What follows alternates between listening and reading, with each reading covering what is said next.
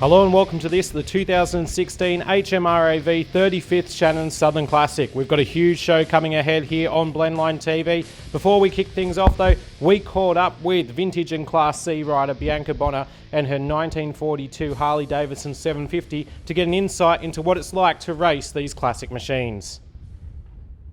I'm racing this. It's a 1942 WL Harley Davidson, a handshift.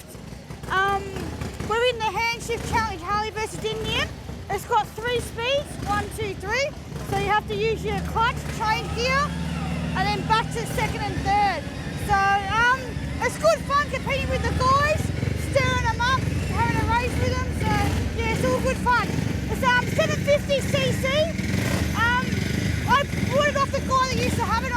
Unfortunately not with us anymore, but I used to pit crew with him. So now I've got his bike and I'm racing his bike. So yeah, that's good fun. It's time for leg 1 now of the Vintage and Class C handshift battle here at the HMRAV Southern Classic presented by Shannon's. Coming down to turn 1 now, we've got a great field of 14 bikes for opening leg of the handshift battle. A great one that's been running all year. It's Harley Davidsons versus Indians, and you can see just out front it's Stan Muka who's leading the way, and the rest of the field coming in behind. Quite a challenge for these guys to race. Great to see so many bikes out there having a good run onto the back straight here at Broadford. Everybody trying to sort themselves out in a position, and around the outside goes the 313 of Clive Harrap on the aerial 500. He's managed to get past Peter here in the 949 on the 1949 matchless 500. Clive Harrap having a pretty decent opening couple of laps. Looking to the inside as well is 42 of Charles Palmer on the 1942 Harley 750. So a great diverse range of bikes, even though they're both Harleys and Indians. It's going for points in this one, with one side will be coming out the victor. Just leading away on this battle is Daniel Urquhart on the 1926 Indian Altoona 998. You can see they were not separated by much the whole race. Everybody crawling all over each other, trying to get the run. Ross Boulding there on the 1942 Harley WLR 750. And then you had this pack of riders, led at the moment by number 37, which is Ken Lucas, on the 1928 Douglas 690. And just look at that, trying to go to the inside is Eddie Gardner. Does not get the job done, and that's going to give a run to these guys behind him through the bottom hairpin. And you'll see going to the outside is Mick Chegwigan, and he's managed to not quite get the job done as everybody slams the door in front of him. Great to see these guys in close combat. He's trying it again around the outside. Looks like, no, sorry, that's Bianca Bonner going around the outside now. She's made that run stick at the opening corner. But onto the main straight, everybody's going to get another run on her as well. While out in front, no one could lay a glove on this man, Stan Muka, on the 1926 Indian Altoona 998.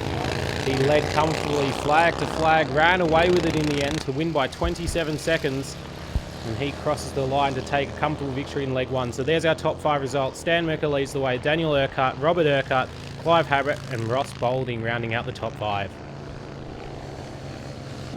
Next up, it's the 125cc Classic and Post Classic, 250cc and 350cc Classic leg 4 highlights.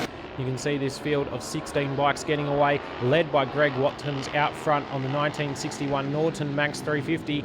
He had a fantastic weekend, taking home a fair few victories in this one.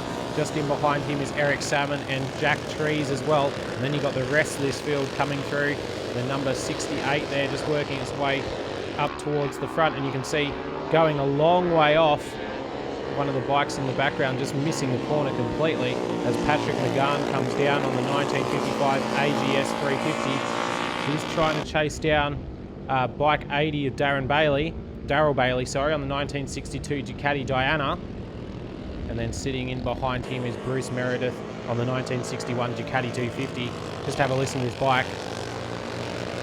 How good do they sound out there? The classic, post-classic, 125cc's, 250cc's and 350cc Classic. And during the end of the race, it was Jack Trees who was putting all sorts of pressure on Greg Watkins. Watkins had taken 3 comfortable victories. Trees down the inside at turn 1 gets the job done. And just see the front of that bike washing out a little bit in the mid-corner. The Norton Featherbird 350 getting in front of the Manx. And these guys as well having a great battle. Mick Jones here trying to go down the inside. Looks like he's going to get the job done comfortably. He does. Makes the move. Has made it stick on Fred Schaffer. And Fred coming around on the 1972 Suzuki 250. So you can see you've got Ducatis, BSA, Suzuki, Augustas, Hondas and Yamahas in this race. Something for everybody if you're standing trackside. Make sure to get out to the next Southern Classic held late next year at Broadford. Plenty of great historic motorcycle racing put on by the HMRAV between now and then though. So get onto their website and take a look. And out front, Jack Trees was leading the way, coming towards the final lap board before he dropped the front here at turn 1. You can see flying off to the grass. That handed the lead to Greg Watkins for a comfortable victory. Luckily enough for Trees, he was able to get back on the bike and get it restarted and get that Norton Featherbird back into the race. Just have a look here at how much dirt comes out the bottom of it.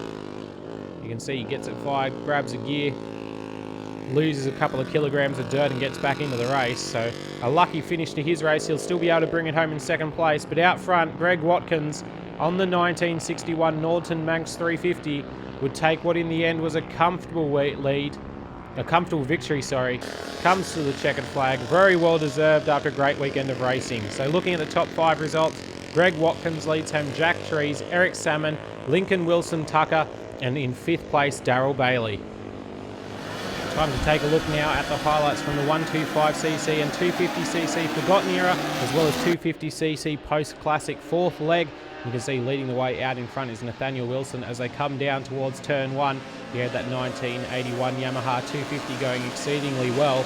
22 bikes out on the grid for this one at the start of the race. So you can see just how long the line stretches down the back straight at Broadford. Quite a sizable straight. Everybody trying to find track position in the early stages. Coming down the hill here, we've got Peter Hellis leading the way in the 1967 Czech Junior 250. Up behind him is Trevor Livingside in the 1974 Kawasaki 125. And then the rest of this field sitting in behind, trying to come around there is Terry Morris. It looks like he's trying to get a run onto the main straight on Stacey Hanney from the 1980 Yamaha 250. Here we go, coming around, Trevor Lingside leading the way on the Kawasaki. He's run a little bit wide of the line. He's going to be pushing out a bit wide. Oh, he's onto the grass, and he's going to have to do good to hold on to that one. So that's given some time to his rivals as we go back towards the front of the field. And we can see here Andrew Pittman trying to chase down Wilson. Both on Yamaha 250s, 1981 models. And both of them flying away at the front of the field. A good battle between the two of them. Ben Shaw just sitting in behind as well on a 1980 Yamaha 250. So it's a battle of the Yamaha 250s out in front. And then you can see this big field flying down the straight. Great sound from all of them as they come down into turn 1. And we've got down the inside the move being made by Paul Kenny. He's managed to get the job done on Terry Liston. So Liston's going to fight back around the outside. I don't think he'll get the job done as they go onto the back straight. And he has to settle in behind. And then you can see the rest of this battle. Number 100 is going to look to the inside. That's Brendan Darcy. Oh, he's not got the job done, and he's taken Terry Morris out with him. So the two of them go down. And it looks like Brendan Darcy just not wanting that to happen. A red flag coming out. So that would freeze the race. Terry Morris, also an unfortunate DNF in that one. The race result would be declared with that. And Nathaniel Wilson given the win on the 1981 Yamaha 250. Andrew Pittman, Ben Shaw, Glenn Weddle and Neil Weddle rounding out the top 5. My name's Dave Large. I ride this Triumph here, which I've been riding for the last 40 years, since historic racing started. And my sons both ride Triumphs. They used to passenger for me when they turned 16, but once they got their own bikes, they started riding their own bikes, and now I've got Jeff, who's just retired from work last week. So he's been riding with me for the last 20 years. He did ride for my brother, but he wanted something a bit better, so he changed over to ride with me. Yeah. Is that right? Yeah. Both the boys have raced at the Isle of Man, Belgium, Scotland, New Zealand, all around Australia. So we just do it because we love it. Yeah. Time now for the opening leg of the classic sidecars 650cc and unlimited 4-race battle here at Broadford as part of the HMRAV 35th Shannon Southern Classic, proudly presented by Shannon's. Just see a good field of 13 classic sidecars in the 650cc and unlimited class. Out in front it was Garth Francis and Paul Kenny leading the way. Just see at the front of this group Peter Large and Wayne Rowe. They were flying around the circuit, pushing incredibly hard. And just behind them, the number 43 of David Wayne and Greg Ditchfield, 1958 Crowley T110 650. They were pushing that bike incredibly hard, as well as down the inside comes Peter Large and Wayne Rowe. They've managed to get the job done on Dave Pillpotts and Jason Skewers on the 1961 Harley Davidson 900. Everybody's starting to sort themselves out in the opening stage of this race. Very quick heats here at Broadford, just 5 laps in duration each, so they're short, sharp and sweet, giving everybody enough time to get a few passes done if they can get them done. As you see coming down the hill, the number 79 of David Larch and Jeff Neal in the 1954 Triumph T-Bird 720, taking a lot of grass on the run down the hill. He's pushing to try to catch up to Dave Philpotts and Jason Skewers just in front. So obviously using a bit more of the road than he would possibly like to have, though in the sidecars you can dangle the swinger's wheel off over the edge if you would like, and just look at the way Peter Large and Wayne Rowe are coming down the hill. They've gone to the outside of the 99, that's Butch Davis and Wow Dodds, in the 1960 Triton 750, and they're going to get the job done around the outside of the bottom corner. Good effort by the pair of them. Here we go, side by side back up the hill, so neither wanting to give an inch now. Get to the top hairpin on the run back onto the main straight, and it's going to be Peter Large and Wayne Rowe who make the move at this stage in the race. Opening leg of the weekend though, we've got 3 more legs coming your way in this coverage, and you can see there that looked like Wayne Rowe just giving a bit of a wave to the bike next to them, saying to Butch Davis and Well Dodds, come on through. As they come through turn 1 yet again, just have a listen to these bikes. Such great noises made by some of these classic machineries here. As coming down, you've got Barry Thompson and John Lay in the 1962 Norton Atlas. They're being chased now by Jeff Dodds and Zane Dodds in the 1960 Triumph T-Bird 650. But out in front, it's these two, Garth Francis and Paul Kenny, who have pulled away to a comfortable victory in the end, congratulating each other as they come across the line in their 1962 Norton Atlas 750.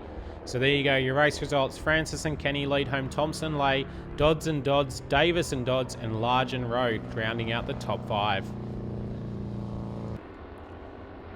Time now for the Vintage and Class C second leg of the hand shift battle, and getting away again out in front was Stan Merker. He's coming under pressure by Robert Urquhart on the 1923 Anzani Temple 998. And the rest of this field coming through as well, going very wide there. Trying to go around the outside with somebody I didn't quite catch the number, but they've made it work and got a couple of positions up ahead. You can see now that we're on to Heat 2, these guys have probably got their eye in a little bit more with this circuit, got used to how the bike's feeling today. Now it's time to start to have a few more fights. As we come down the hill, you can see Malcolm Bryce there on the number 59, 1942 Harley Davidson 750. Pretty good split of Harleys and Indians in this one, though. It's the Indians who have been leading the way. The rest of the field taken up by the Harley positions mostly. It's 42 Charles Palmer on the 1942 Harley 750. Tries to make up some ground. Slipping now into the clutches of Clive Harrap is Daniel Urquhart on the 1926 Indian Altoona 998, the Aerial 500. Starting to catch up on him. He's going to go round the outside. So Clive Harrap with a good move there around the outside. Sorry, that's Robert Urquhart. And he's lost out to Harrap, who's making a charge now on the Aerial 500. He's racing a couple of bikes this weekend. You can see though the straight line speed for him. Robert goes straight back around the outside. And down into turn 1. The Anzani Temple 998 has the position. Just listening to the noise of these bikes as they come past us. And it's great to stand up against the fence and watch these guys as Stan Merker takes the victory for the second race. You can see there your top 5 results: Stan Merker, Daniel Urquhart, Clive Harrap, Robert Urquhart and Ross Boulding rounding out the top 5. Time now for the Classic Sidecars 650 and Unlimited second leg here at the HMRAV Southern Classic at Broadford yet again. Garth Francis and Paul Kenny leading the way on the 1962 Norton Atlas 750. They've pulled quite a sizable gap on the rest of the field as they come through turn 1 for the opening time. Heat 2, slightly cooler conditions than Saturday morning. Still quite hot out at Broadford, and you can see everybody, as they do in every race, trying to sort themselves out in the early stages. Here come Dave Philpotts and Jason Skewers down through the back section of the fourth. They're being sweated on by Peter Large and Wayne Rowe.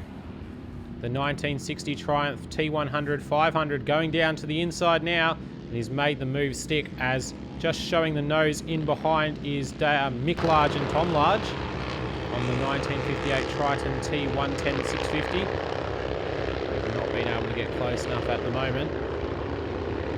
Coming across the top of the hill, back at the front, and you can see down the inside goes the number 52 of Barry Thompson and John Lay, trying to go down the inside of the Dodds.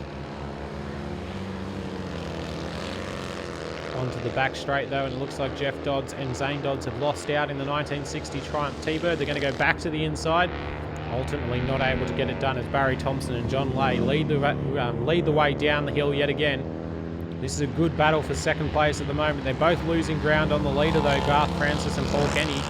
The 1962 Norton Atlas 750 has taken off out of here for the moment.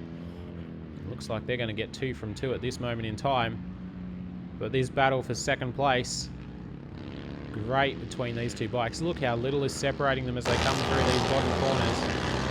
Jeff and Zane Dodds trying to do everything they can on the 1960 Triumph T-Bird 650.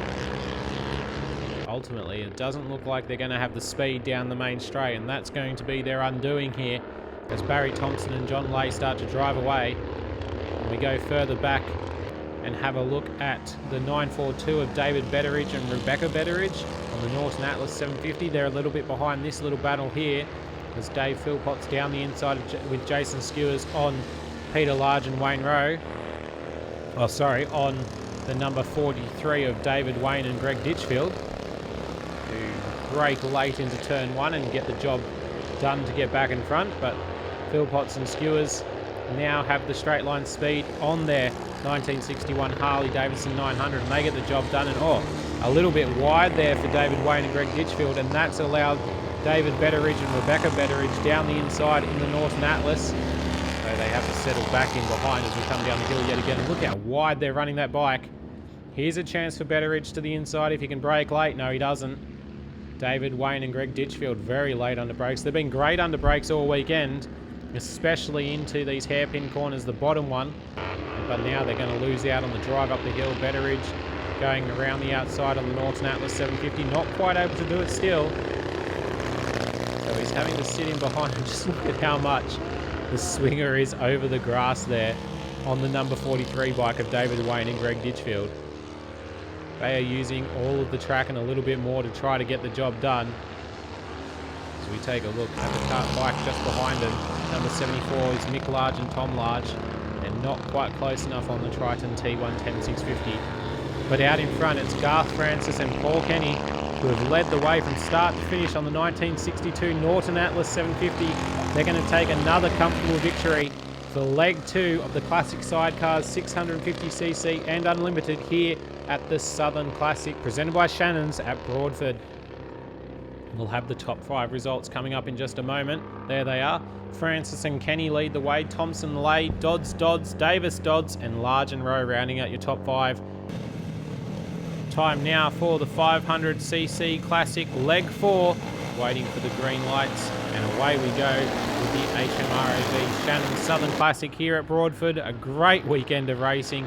Sunday is incredibly hot, and the competition is at hot as well, with Keith Campbell leading the way as they go up towards turn 1 for the first time. His battle with Greg Watkins has been great in this group. We've only got 8 bikes out there, but there are quality 8 bikes in this one. And it is now Danny Ahern who leads the way on the 1962 Matchless 500. Oh, sorry, he's sitting in 3rd place. Just behind him is Clive Harrap on the Aerial 500. These two have been having a great battle as well. Just look at the different lines they're taking. And then just in amongst them is Stan Muka as well on the 1962 ESO Special 500. So he's looking to make a move. And just look at these 3 bikes come down into turn 1. Look how close they're getting on each other.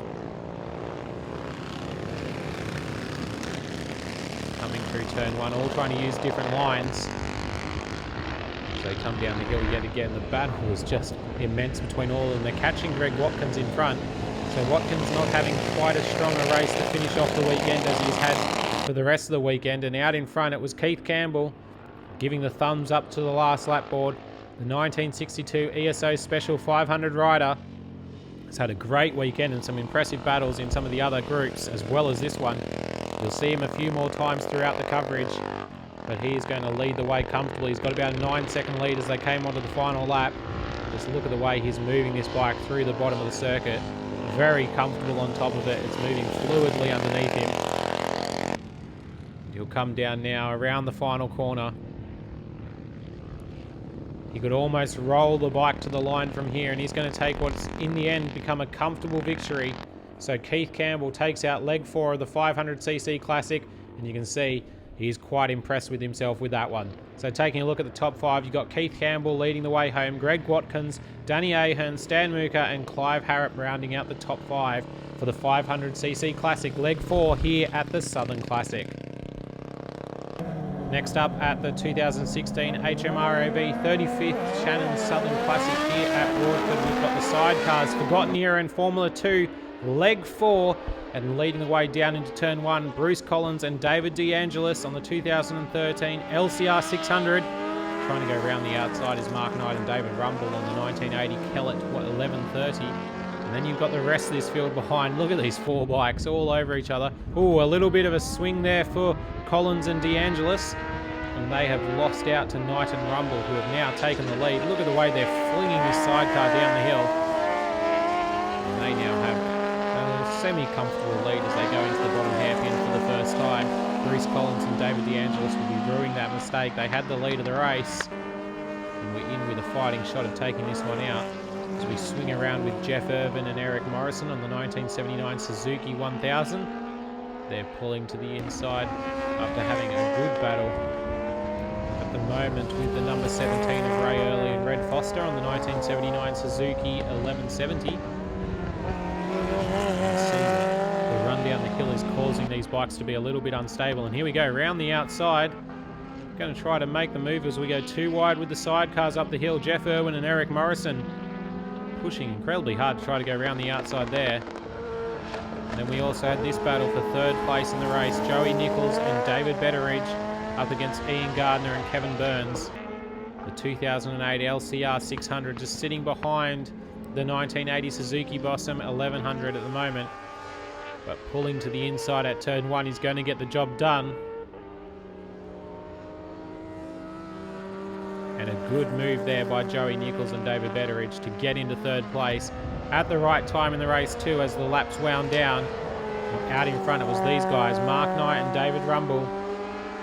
So confident with their lead of 2.6 seconds, they had time to wave to the fans as they came around the final lap for leg 4 of the Sidecars Forgotten Era in Formula 2.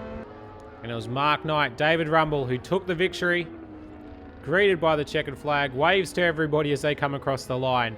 So there you go, having a look at the top 5 at the moment. It's Mark Knight, David Rumble, Bruce Collins, David DeAngelis, Joey Nichols, David Betteridge, Ian Gardner, Kevin Burns, and Ray Early, Red Foster rounding out your top 5.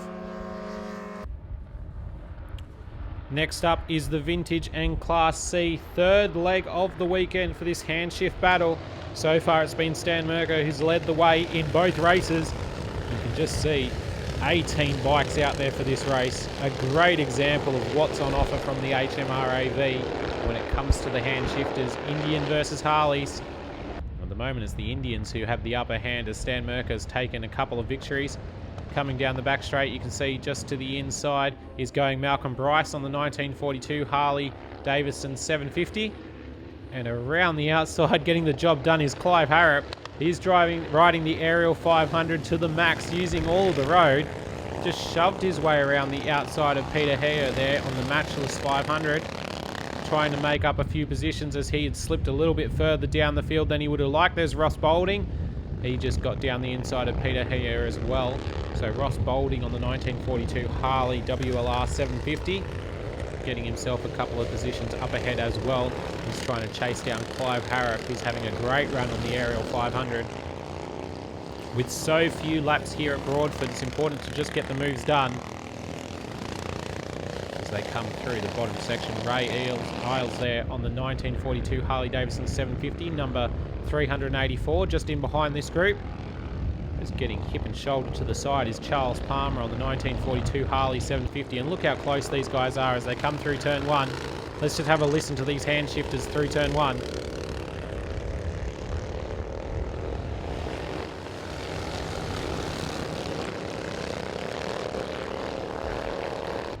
Don't they just sound phenomenal as Harrap again around the outside of Malcolm Bryce. He's make that move his own at the moment. And now he's going to get a run on the number 54 of Robert Urquhart. He might get the job done here. Is he going to have a look? No, he's going to sit in behind him just for the moment. So Clive Harrap continues this run. Oh, to the outside. Why not?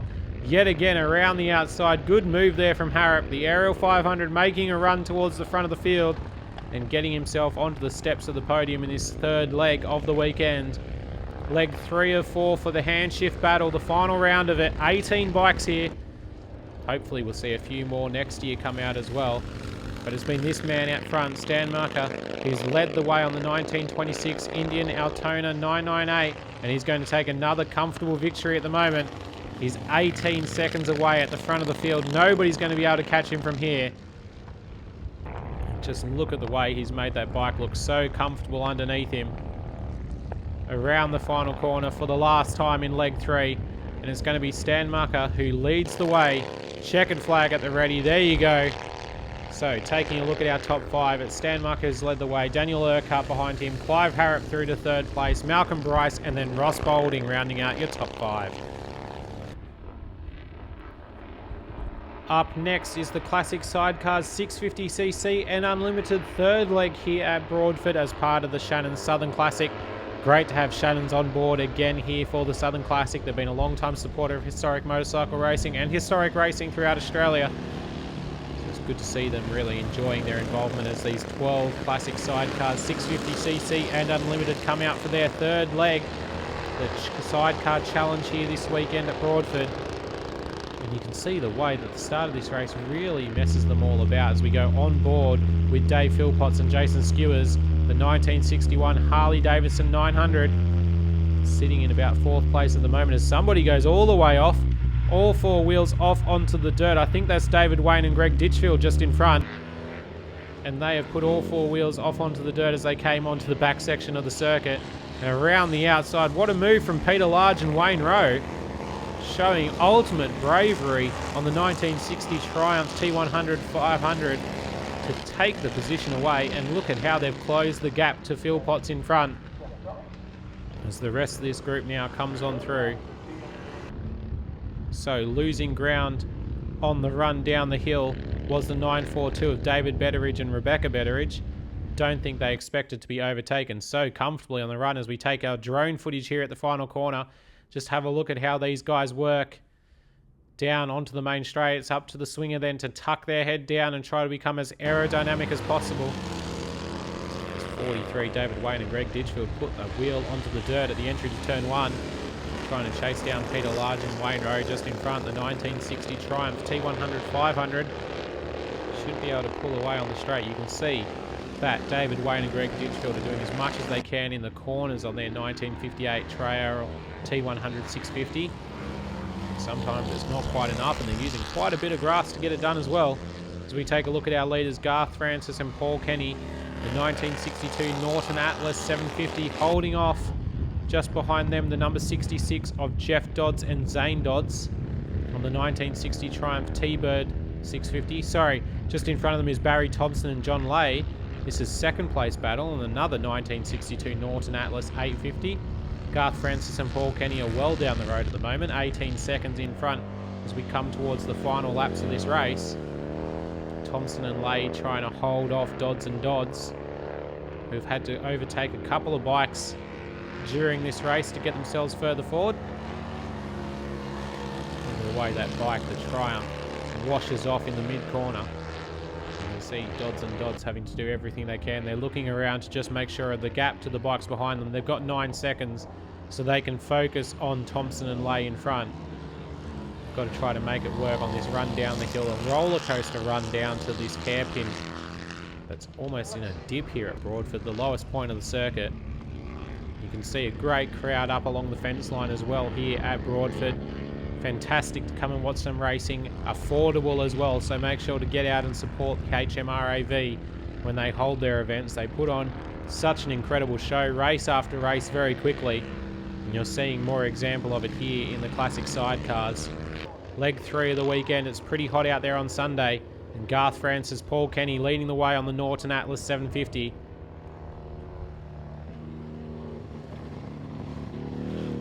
You can see Kenny just swinging his way about on the rear there, dropping a heel off the platform as they come down the hill. They've made it look easy at the moment. There's going to be another victory to the 1962 Norton Atlas 750 pair as they come around this final corner for the last time. Leg 3 will go their way. Look at the way Francis was even moving himself on the bike there around the final corner to keep the momentum up. And here they come to the finish line now. So it's Garth Francis and Paul Kenny. Well done to the pair of them. And they take an 18-second victory in this leg 3. Behind them, Thompson and Lay, Dodds and Dodds, Philpotts and Skewers, and Large and Rowe rounding out your top 5. It's time now for the Unlimited Classic leg 4 as they head down towards turn 1. You've got just up in front there Keith Campbell, behind it looks like the number 97, which is Garth Francis. And then the rest of this field coming through. Keith Campbell getting a pretty good launch on the ESO Special 500. He's trying to make that one work for him again in this race. They're split on the run down the hill. The number 16 is Ken Mayer. 2 bikes either side of him. On the outside was Alan Fitzpatrick, and on the inside was Stan Mucker. They both made a move down the hill there. So everybody trying to make up positions in the early stages. There's the 88 around the outside of Brett Rose. 1962 Norton Atlas 750. Comes around Robert Liddycote going around the outside of another bike there as well. That's the 162 of Stacey Henney. The Royal Enfield 612. Just look at these guys, not afraid to go too wide into every single corner. Great to see them racing these bikes from the 60s so intensely. And look at this, we've got 4 wide down the straight. How do you like your racing? It's not often you get to see 4 wide in some of the highest echelons of world motorcycle racing, yet here at Broadford they're putting on a show. Coming around now is Russell Craddock on the 121 Trail Penelope 649. He's having a pretty good run this weekend, has been sitting inside the top 5. And yet again at the moment he's sitting in 4th place. You've got to love the fairings on some of these machines. Looking like real racing motorbikes should, as Keith Campbell continues to lead the way on his 1962 ESO Special 500. He's got a pretty comfortable lead in this one. Craig Hemsworth and Garth Francis have not been able to go with him. Francis, of course, we saw earlier having a great run in the 1961 Norton Cut Down 750. So a lot of these guys using bikes in multiple races. And it's going to be Keith Campbell who comes around for another race victory. With a 13-second lead, he's made it look easy. And he goes right over to the wall to celebrate. So well done to Keith Campbell on another victory. Taking a look at the top 5, Craig Hemsworth, Garth Francis, Russell Craddock and Ryan Francis rounding out the top 5. Next up on our schedule, we've got the Sidecars Post-Classic Forgotten Era and F2 4th leg of the weekend. Race 39 here at Broadford as part of the HMRAV 35th Southern Classic. You can see to the inside Craig Longhurst and Nina Eckenberg getting the jump with them, Rick Chalmers and Elena McCarthy. Those two need to get past Max Hooper, Brad Gorry and Bruce Flack, Warren Grubb machines. Who are on the screen now, you can see sitting in third place. He's still they're trying to turn on a race for us with Chalmers, McCarthy, Peters and Peters. Longhurst and Eckenberg in there as well. So to the inside is Longhurst and Eckenberg on the Transac 836. Around the outside goes Hooper and Gorry. They're showing the nose down into turn 1. They're going to back out of it for now. And around the outside comes the 120 Bruce Black and Warren Grubb, 1971 Honda 836. Trying to make a move around the outside. Sitting just off the front of them is Rick Chalmers and Elena McCarthy. 1971 Aircraft 550. Great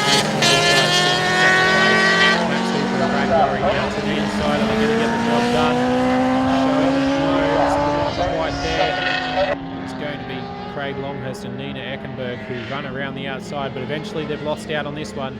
So relegated to third place, and right up their backside is Bruce Flack and Warren Grubb. You can be sure they'll be making a move very soon, as the top four have stayed together quite nicely here. Tony Peters and Rob Peters just in behind.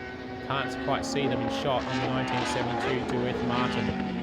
Now at the front, overhauled is Rick Chambers and Elena McCarthy, and from third to first goes Bruce Flack and Warren Grubb. Good effort down under brakes on the 1971 Honda 836. But chasing them down at Max Hooper and Brad Gorry, they feel like they've got the speed to be able to get the run on. Let's see if they make a move down to the bottom end. Wants to beat all weekend at Hooper and Gorry. The 1970 Honda Windle 900. Now sitting in behind, fighting its final. Leg 4 has been a fantastic battle as part of the post-classic Forgotten Era and F2 sidecars. Leading the way into the final corner come Bruce Flack and Warren Grubb. Right up behind them are Hooper and Gorry. It's going to be a run to the checkered flag here. They'll pull to the inside. Let's see what happens. And look at that, driving past the Honda Windle 900 takes the victory. Hooper and Gorry with another one. So let's take a look at the top 5. It's Max Hooper and Brad Gorry who lead the way. Behind them, Flack and Grubb, Chalmers, McCarthy, Peters and Peters getting home for 4th, and Longhurst and Eckenberg coming home in 5th place. My name's Clive Harrap, and I've been racing since I was 16. I originally come from up around Mildura, Romvale way. Started racing motocross in the northern centre, and then had a bit of a break, rode a lot of the desert rallies, and then got involved with the road racing. First bike I built over here was the 25 years ago. Been campaigning the 1938 Red Hunter, and it's been a very reliable bike.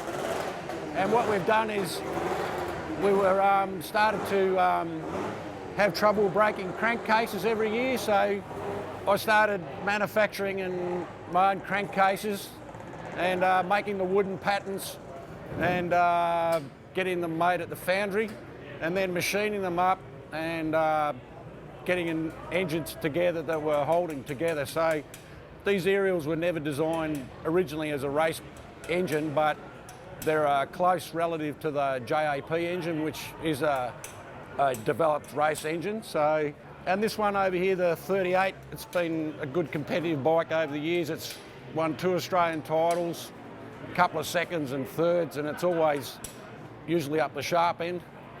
We're having a bit of issues with the racing against V-twins now because they're double the capacity and they usually get you on the straight, but that's beside the point. It's just a bit of fun racing. This one here I built a couple of years ago. Is a featherbed frame I built up, and that's a full alloy engine. In this one, it's got my own cases, flywheels, barrel and head. It's running a 5-speed TT Industries box, and it's got the Seriani front and rear brakes, and it's still under a bit of development. This year at the Island, out of the 40 on the grid, came 8th overall, which I was quite happy with it, and because it's not a complete, a G50 or a Manx, which to design as a race bike, so it takes a fair bit to get them going right, and so far it's been going all right, and just keep racing, have a bit of fun. I know of this particular one, like this one, there was one, it was a Corish aerial that raced years ago, and I'm not sure where it is now, but there's probably only two of these around, and there's not many of the pre-war aerials, which is the rigid girder frame. So there's another bloke in Sydney that rides one of those that is competitive as well. And there was another one in Queensland, but he stopped racing. But they're a good engine for what they are, and they're a good bike. There's sort of a couple of top bikes like the Manx and the G50, and you go and pay 80 grand, you get a fast bike, and that's what it boils down to. You pay for the position you want to be in on the track. So, and I'm happy midfield, and doing my own thing. And I like the engineering aspect, you know, doing all the development work, and you know, there's a few people you can bounce ideas off, and several people are pretty helpful. So, but they're still a good bike. Midfield, that's it. I don't have 80 grand to spend on a G50 or a Manx. It's time for the final leg of the Vintage and Class C handshift battle here at Broadford, and getting a jump. Robert Urquhart's gone absolutely nowhere, stuck on the grid, avoiding action taken by everybody else out there. Great to see these guys manage to avoid it. Looks like he might have stalled the bike on the line or some sort of issue. We'll see if he's managed to get himself back out there very soon. But look at this as we take drone footage of the bikes for the first time down the back straight. How good does this field look? 15 bikes making their way back out there for this final handshift battle of the weekend. Can anybody stop Stan Marker out in front? They come down the field now. You can see Peter Hare there with number 25, the 1949 Matchless 500. Right in the middle of this pack. Everybody wearing their shirts to celebrate what's been a great weekend of racing for the handshift battle. Down the inside, Ray Isles on the 1942 Harley Davidson 750. He gets the job done on Ken Lucas on the 1928 Douglas 690. As they come down the straight yet again. People starting to spread out, everybody trying to find the draft.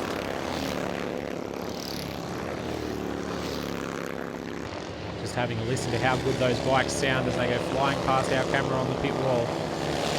They come down the hill yet again. There's the number 111 of Peter Berthsol. The 1939 Indian Scout 750 is going to try to go around the outside of Peter Hare on the 1949 Matchless 500. Gets the job done, and now just sitting in front of him is Ray Isles on the 1942 Harley Davidson. Great battle between these three as they come down towards turn one. It looks like Peter Berthsol is going to get the job done. Shifts it back a gear on the Indian.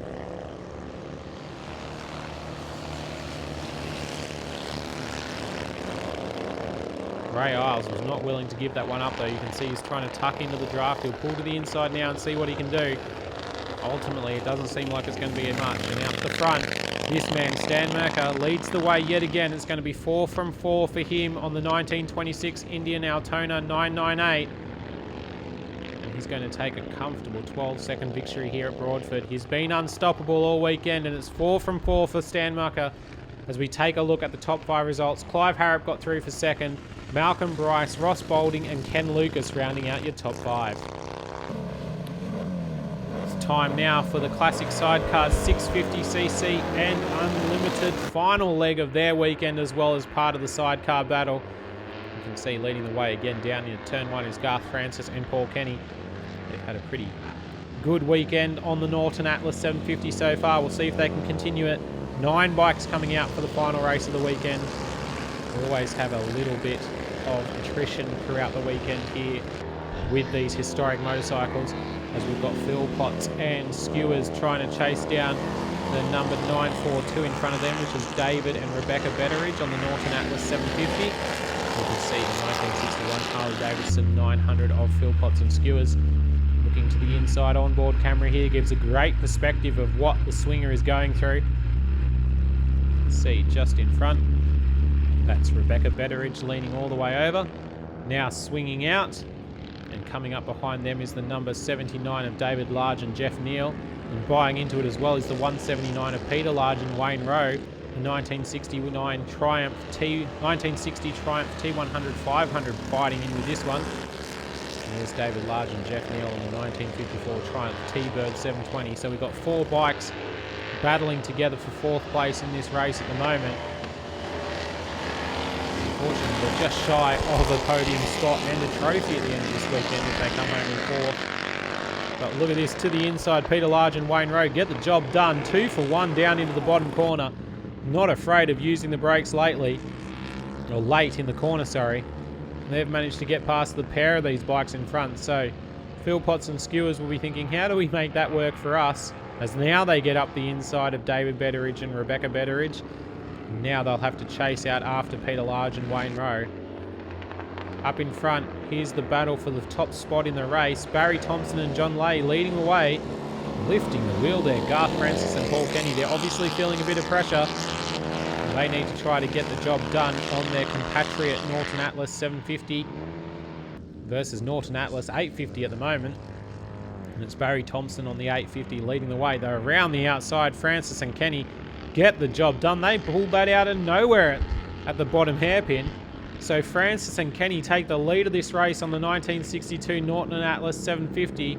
And Thompson and Lay, after leading down into the bottom corner, have now lost out. And with not long left to go in the race, there's not much of a fight back it seems they can do.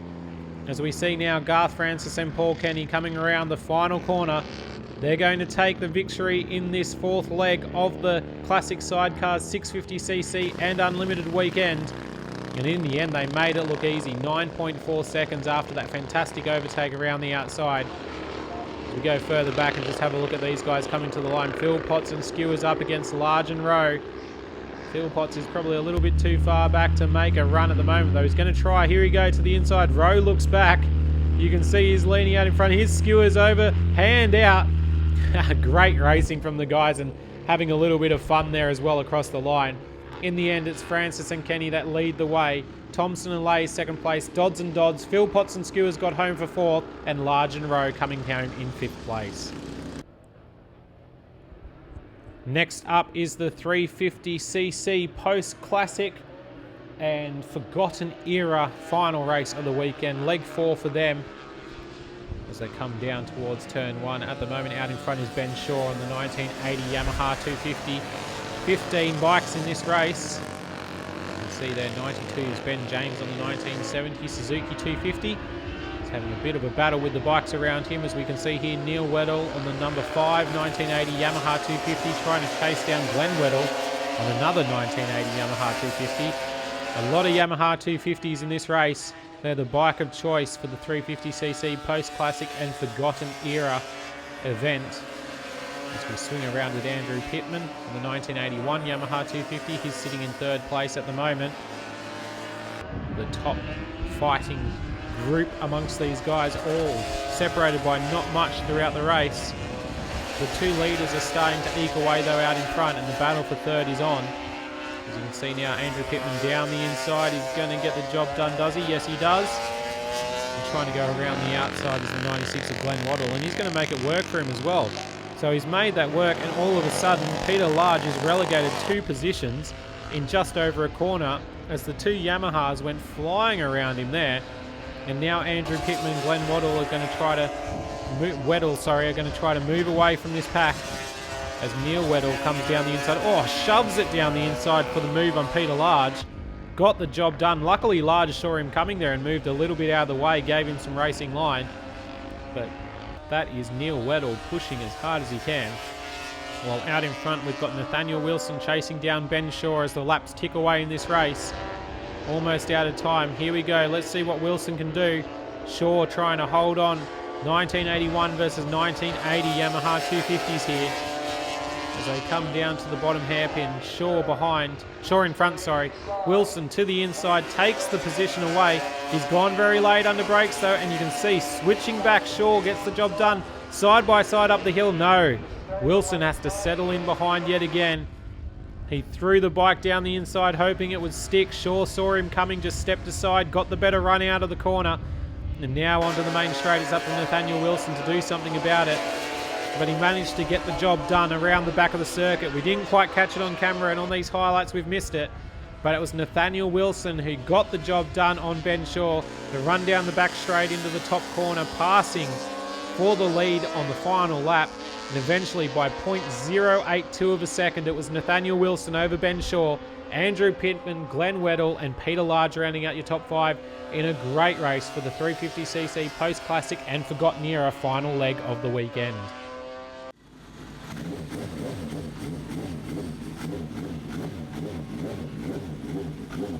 As we get ready, this is Chaz Hearn leaving the garage. He's been leading the way on the 1982 Honda Harris 1000. As we now turn our attention to the Unlimited Post-Classic and Forgotten Era final leg. 16 bikes out there for this one. We've got wheels standing away, all of these guys. as they try to chase down Chaz Hearn, the T-Rex racing rider on the 1982 Honda Harris 1000, who has led the way comfortably all weekend. He's taken out 3 heats so far, and it's going to be hard for these guys to do anything about him in this race. As we see there, the number 85 of Paul Walsh on the 1977 Kawasaki 1000. He's in the middle of this group at the moment. Justin Mellerick there on the 1980 Honda 1100, number 56. And he's got all sorts of people over the rear of him as well. So everybody down this field in the early stages involved in a battle. It's hard to know where to look as David Murray comes around on the 1982 CB Honda 1100. Great looking machine, that one. Turned plenty of heads as he rolled out to the grid on the opening day. And now he's going to get the job done down the inside of, I think that was the number 83 bike, not sure, 93, Craig Hemsworth. 1971 Harley Davidson 1270. As we go on bike now with Paul Walsh. You just see the way he's moving that bike around. Get a clear view as he goes left up over the hill onto the main straight. And he's trying to sit in behind and make up a few positions as well. Seeing the 62 of Robert Rulholt and the T-Rex Racing 1982 Kawasaki Harris 1100. But out in front is Chaz Hearn, who was unstoppable. He just opened up a gap, lapping a couple of seconds a lap quicker than anybody else out there. And over 5 laps, his gap became incredible, 24 seconds. And it was Chaz Hearn who yet again took another victory for T-Rex Racing on the 1982 Honda Harris 1000. He made it look easy in the end. So taking a look at the top 5, Chaz Hearn, Lee Corbett, Robert Ruwalt, Bernie Lean and Eric Giggins rounding out the top 5. Time now for the Lindsay Urquhart Post-Classic Sidecar Handicap race here at Broadford as part of the 2016 HMRAV 35th Shannon's Southern Classic. This is a good race and enables a few of the guys to really have a run. There's Brian March and Leanne March. Numbskull Racing on the 1972 Norton 750. Coming around turn 1, leading the way off the line at the moment. Not getting away well. It doesn't look like they're off the line. March and March have ridden away down the back straight at this stage. That's the number 20 bike of Tony Peters and Rob Peters, not getting away at all well.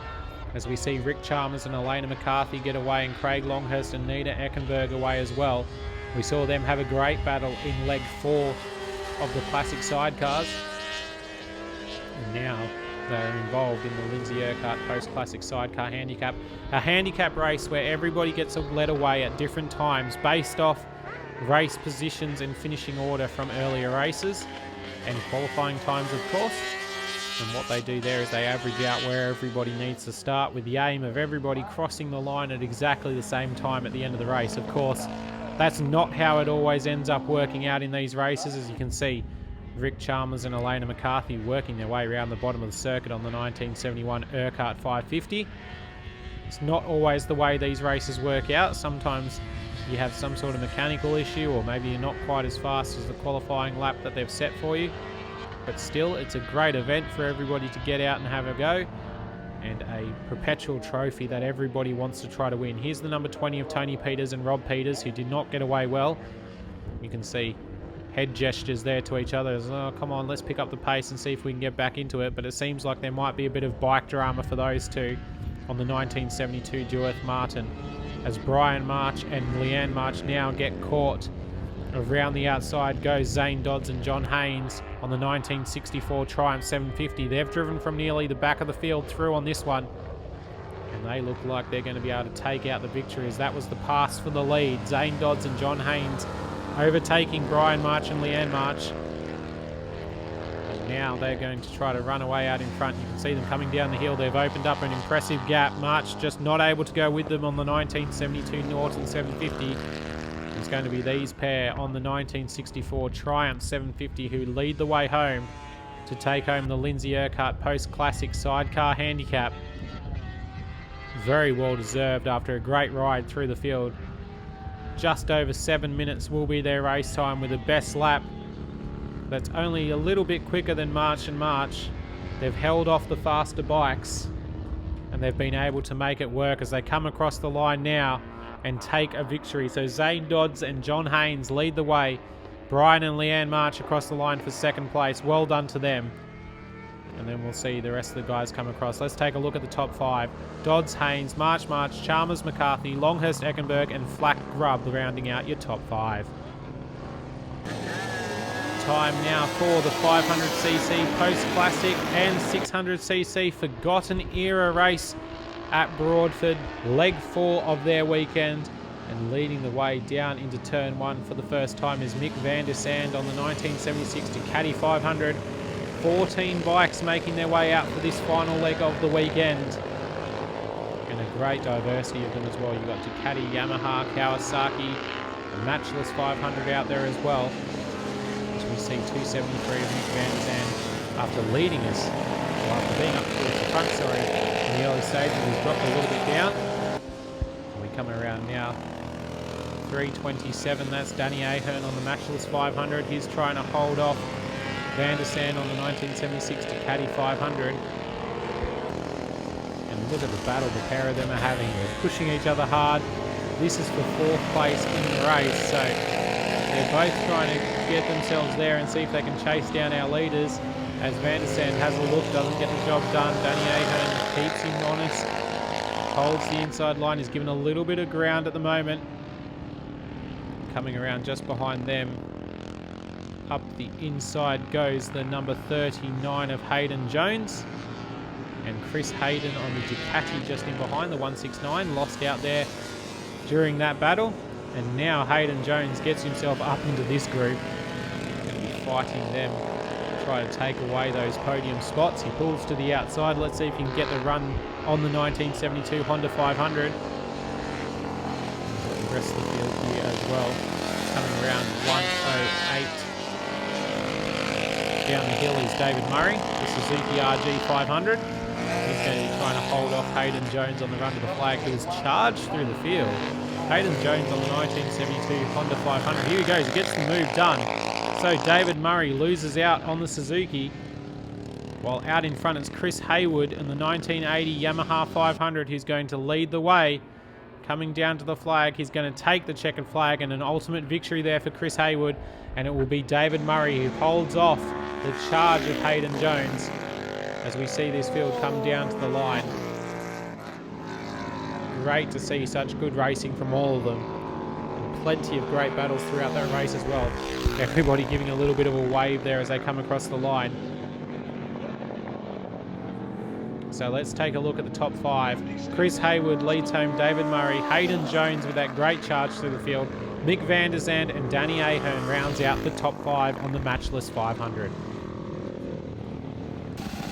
Time now for the Ray Kelly Classic Sidecars Handicap. Just getting waved off here now is Jeff Alport and Toby Frisch.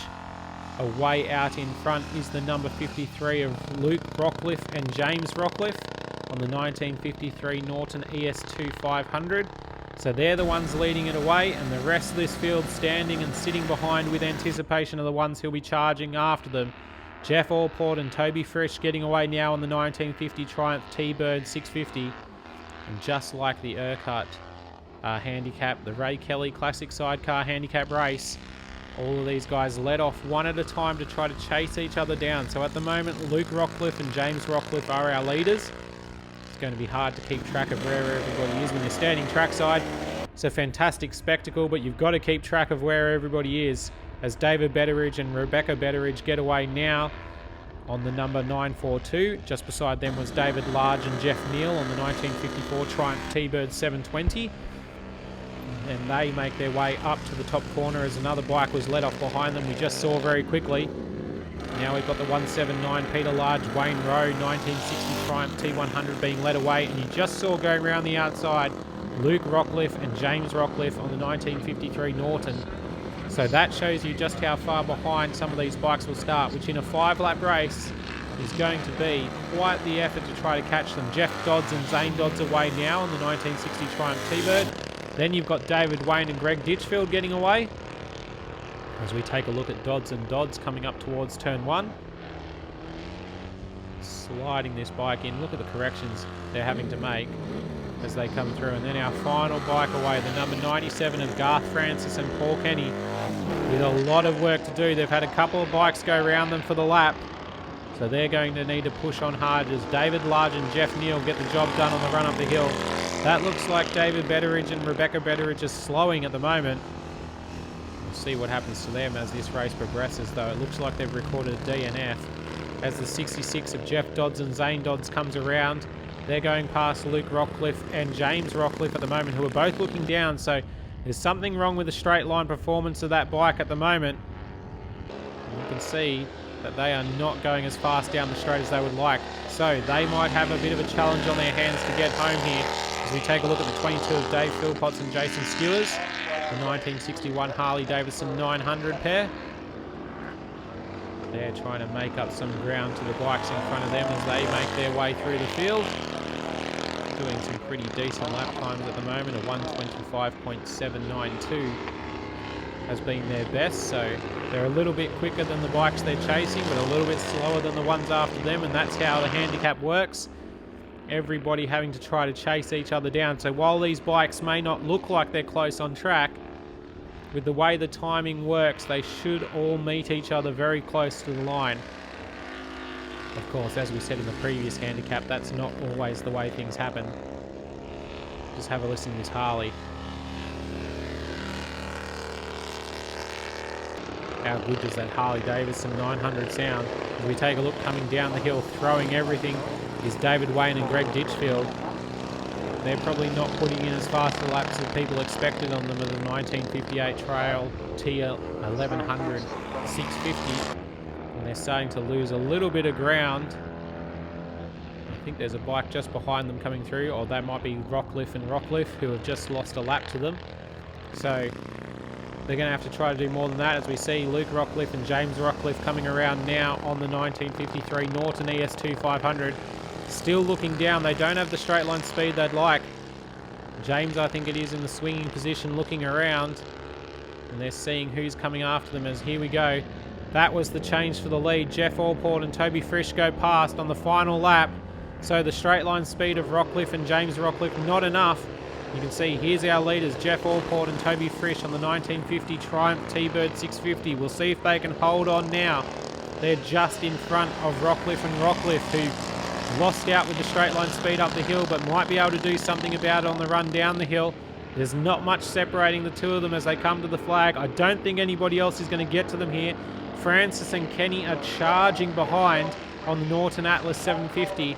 Ultimately, it doesn't look like they're going to have enough pace to be able to do anything about these two up in front. As we look at Rockcliffe and Rockcliffe, second place to them, they're not far off the leader. They're not going to be able to do anything about it though.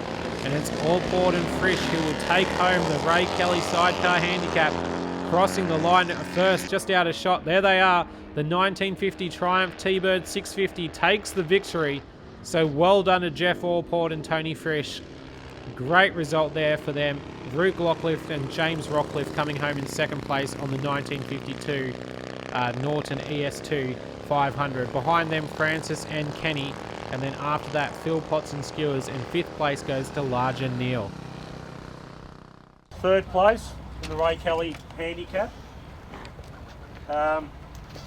Rider, Garth Francis. Hey! Where's Mr. Robert?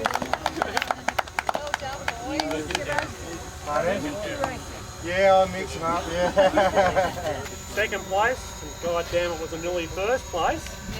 All the way from Tasmania, Luke and James Rockford.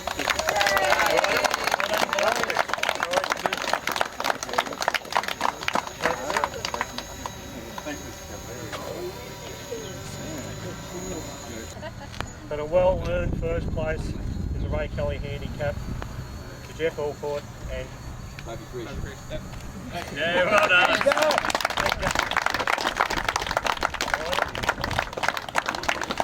Passenger. And the all-important Best trophy. perpetual trophy. Yeah, that's the best one.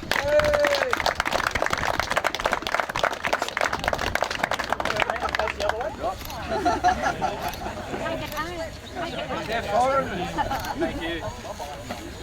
Right, for all your people here. It's time for the final race on the TV program here of the Fastest 30 Classic All Powers as part of the 2016 HMRAV 35th Shannon's Southern Classic, proudly presented by Shannon's here at Broadford. Mostly sunny, dry track temperatures out there. Of course, we've been presented with a fantastic Sunday here at Broadford. 18 bikes out for the final race of the weekend as Campbell tries to go around the outside, which you see on the ESO Special 500. Distinctive red bike, very easy to spot. Eric Salmon on the 35, 1962 Honda 350, sitting in about the mid-pack as Garth Francis now takes the lead on the Norton Cut Down 750. It's been a great weekend of racing, proudly presented by the HMRAV. Make sure to go and check out their website, the Historic Motorcycle Racing Association of Victoria. Have a quick look. There's plenty of racing coming up from these guys as Paul McGaggan on the 1953 Triton Tintin 500 makes the move. Looks like the bike in front of him just slowed slightly as they came down the hill. So McGaggan gets the job done as we go back towards the front and see the number 38 of Greg Watkins. He's in behind the 121 just in front of him. I think it was the 121. It's hard to see some of the numbers sometimes as we go back towards the front, and Keith Campbell trying to put pressure on Garth Francis.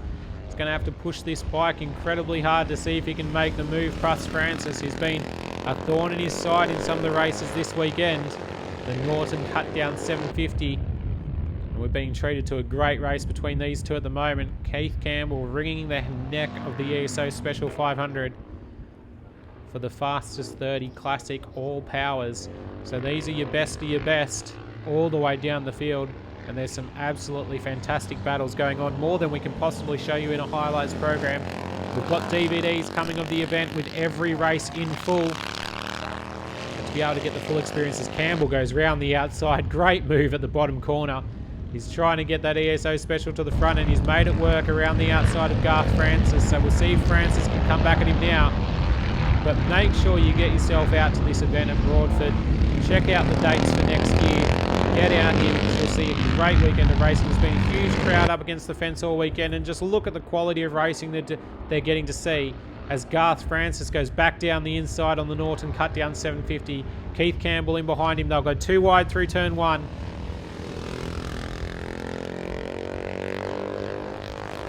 Just hearing the way these bikes put the power down onto the back straight, you can see Francis grabbing gears as they go down the back straight. Taking a look further back, got running a little bit wide the number 16 of Nick Cayanati on the Norton Max 920. He's got a few bikes behind him that are trying to catch up as they come over the crest and disappear. It shows you just how much the straight drops away from you down the hill. As we see Rob Liddycote on the BSA Gold Star 500. He's sitting just outside the top 10 at the moment, but still has been having a pretty smooth run. We've got guys going three wide just behind him, so he wants to try to stay out of that trouble as we take drone footage yet again. Great to see how much lean angle all the guys are getting out of that bottom corner. Just look at these battle packs coming up the hill. You've got 2 and 3 bikes everywhere throughout the field. So some great fights between everybody, and back at the front, this battle is still on. Garth Francis and Keith Campbell. Campbell has been able to take the lead momentarily as we come towards the end of this race. The final one of our program here on Blendline TV. We hope you've enjoyed all the highlights. It's been very abridged highlights as I try to condense everything down into a time frame. As Keith Campbell continues to pressure on the ESO Special 500. We'll see if he can get a run down the hill. He's been able to get a couple here before. Behind Garth Francis on the Norton Cut Down 750. Here we go. Keith Campbell looks to the inside, goes to the outside. He'll try to make the long run. He hasn't made it work though. He's gone a little bit too deep. Campbell loses out. We saw him do it better a couple of laps ago. Now he'll try to the outside yet again at the final corner. Look how close the pair of these bikes are as they come up over the hill for the final time. Campbell and Francis side by side. Campbell tries to move him over side by side onto the straight, and it's going to be Garth Francis who takes the lead and the victory. And Keith Campbell a little shake of the head in frustration. Taking a look further down the field. You can see the number 21 of Patrick McGarn there, the AJS 350, and here we go. Oh, a little bit, Geez, those guys were close to each other there. I think that's Mick Pagnati trying to go to the pit, back to the garages, sorry. Almost got taken out as everybody fought for position down the hill on the final lap. We go around with Jeff Madford on the number 26 bike, 1962 Trider 500. These guys are racing for 14th place in the race, so you can see they're still dive bombing each other into that final corner. And across the line they come to finish out our program here with the HMRAV Shannon Southern Classic. There's our top 5. Garth Francis leads home, Keith Campbell, Craig Hemsworth, Craig Watkins and Russell Craddock rounding out the top 5. Well, as the trophy presentation begins, and just look at how many trophies there are to hand out from the HMRAV, we've got to say a huge thank you to Shannon's for putting on this event and being involved with our coverage here on Blendline TV. Thank you to the Historic Motorcycle Racing Association of Victoria. Hard work by plenty of the crew behind the scenes putting on a fantastic race weekend, which so many people have enjoyed. We hope you can get out next year to the Southern Classic and support the HMRAV through their other events. Look at that great big crowd down along the fence line. Plenty of great racing. Get across to their website to check out all their dates for 2017. You won't want to miss a thing, especially if you're a historic motorcycle enthusiast. Until then, I'm Daniel Beckinsale. Thanks for joining us here on Blendline TV. Bye for now.